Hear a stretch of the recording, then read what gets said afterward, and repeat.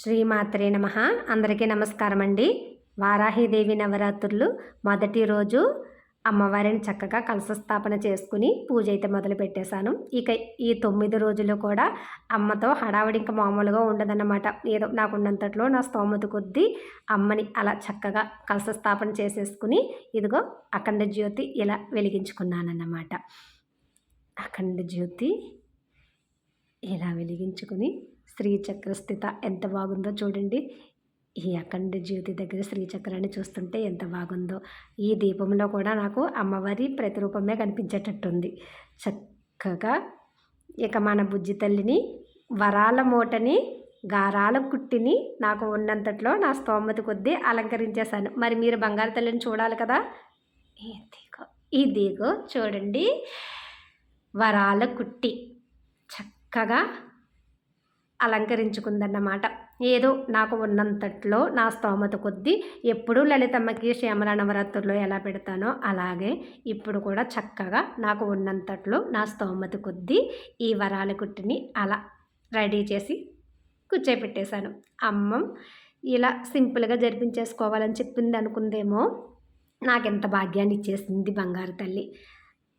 వారాహిదేవి నవరాత్రుల్లో మొదటి రోజు అమ్మవారి అలంకరణ ఎంత చక్కగా చూస్తుందో చూడండి. కరుణామూర్తి ఎటు చూసినా మనల్నే చూసేటట్టుంది.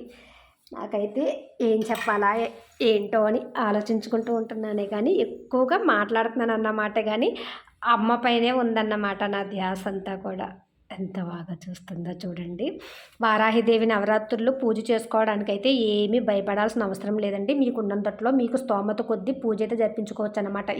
ఏదో చేసేసుకోవాల్సిన అవసరం అయితే ఇదేమీ లేదు. కానీ మనం ఏమైనా తప్పులు చేసేస్తామేమో, మనమేమో పొరపాటు చేసేస్తామేమో, మనం చేయొచ్చో చెయ్యకూడదో అన్న అపోహలతో అయితే అక్కడే ఆగిపోవద్దండి. ఎప్పుడు చెప్తాను నేను మీకు, అక్కడే ఆగిపోకుండా మనం అలంకరణలు చెయ్యలేకపోతే కూడా అమ్మవారి చిత్రపటాన్ని పెట్టుకుని చక్కగా అమ్మవారికి దీపాన్ని అయితే వెలిగించి పానకాన్ని నైవేద్యంగా పెట్టుకుని మనకి స్తోమత కొద్దీ ఏదైనా నైవేద్యం పెట్టాలనుకుంటే అదే చిలకడ దుంపలు, క్యారెట్టు, బీట్రూట్, శనగలు, అదే ఆ తోలుతో ఉంటుంది కదా, అవన్నీ ఉడకపెట్టి భూమిలో పండేవన్నమాట.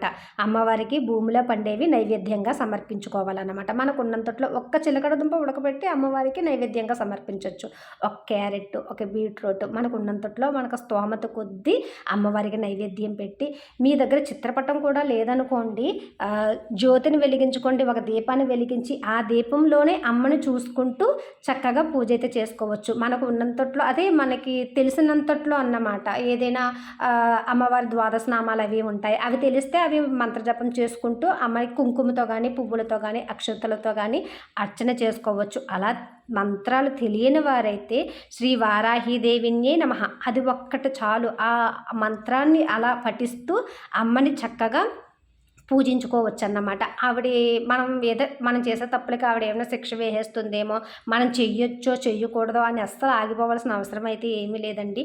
పూజా విధానం అంటే అమ్మవారికి నేను ఏదేదో మాట్లాడుతున్నాను కానీ అమ్మవారి అలంకరణ చెప్పలేకపోతున్నాను. ఏదో అలా జడ అలా పెట్టేసి వేశాను. కానీ అదే అమ్మవారిని చక్కగా మనకు ఉన్నంతట్లోనే అలంకరించుకోవాలనుకుంటే అలంకరించుకోవచ్చు. ఏది అలంకరించుకోలేమనుకుంటే చిత్రపటాన్ని పెట్టుకుని దీపాన్ని వెలిగించుకుని కలశ స్థాపన చేసుకోలేమనుకునే వాళ్ళు కూడా దీపాన్ని వెలిగించుకుంటూ అమ్మవారికి కొంచెం పానకాన్ని నైవేద్యంగా సమర్పించి కూడా మనం అమ్మవారికి పూజ అయితే జరిపించుకోవచ్చండి.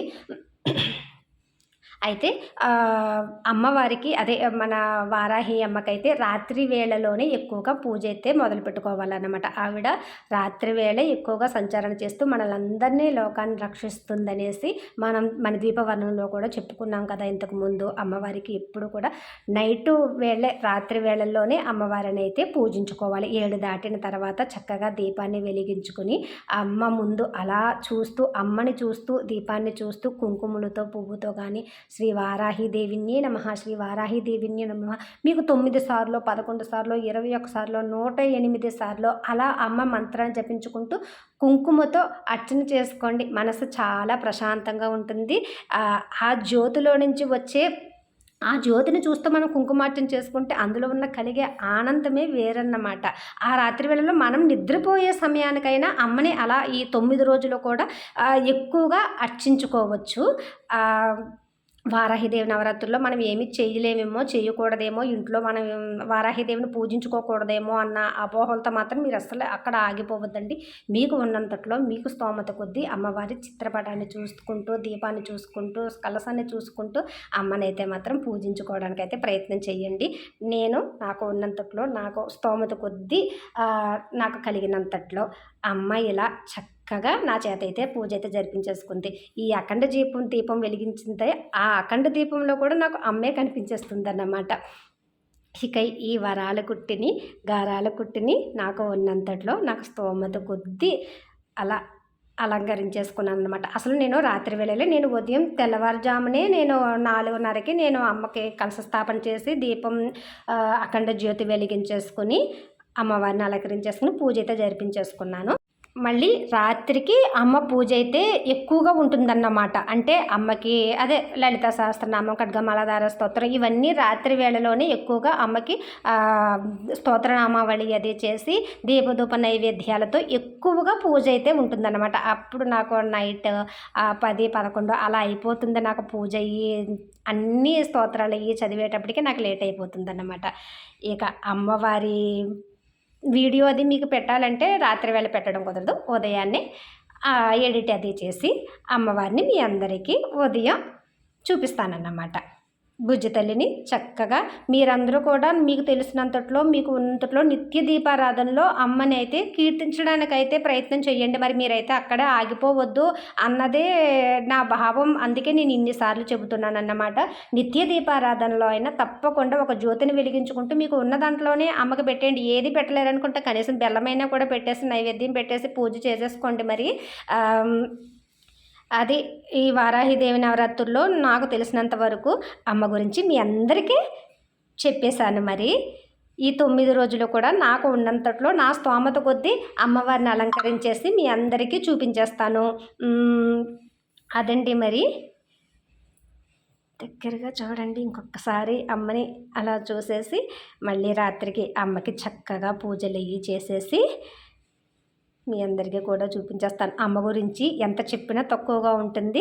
అమ్మకి ఎంత అలంకరణ ఎంత సేవ చేసినా కూడా తక్కువగానే ఉంటుందన్నమాట. నాకైతే అలా నేనైతే అమ్మకి చాలా కోరికలు కోరేసుకున్నాను, చెప్పేసుకున్నాను. నా కోరికలన్నీ కూడా ఎప్పుడు నీ అలంకరణ చేసుకుంటూ, నీ పూజలు చేసుకుంటూ, మీ అందరికీ అభిషేకాలు చేసుకుంటూ చక్కగా అంత మనశ్శాంతిని అంత ప్రశాంతతని నాకు ఇవ్వండి అమ్మా అని చెప్పేసి నేను అందరినీ లలితమ్మని, వారాహిదేవిని, మదర్ మీనాక్షమ్మని అందరమ్మల్ని నా కోరికలన్నీ చెప్పేసుకుని నేను పూజ మొదలు పెట్టేశాను. మరి వారాహి నవరాత్రుల్లో మీరందరూ కూడా నిత్య దీపారాధనలో చక్కగా మీ కోరికలన్నీ కూడా చెప్పేసుకుని పూజ అయితే ఈరోజు సాయంత్రం తప్పకుండా మొదలు పెట్టేసుకోండి. మరి అమ్మ గురించి ఎంత చెప్పినా నాకు తక్కువగానే ఉంటుంది.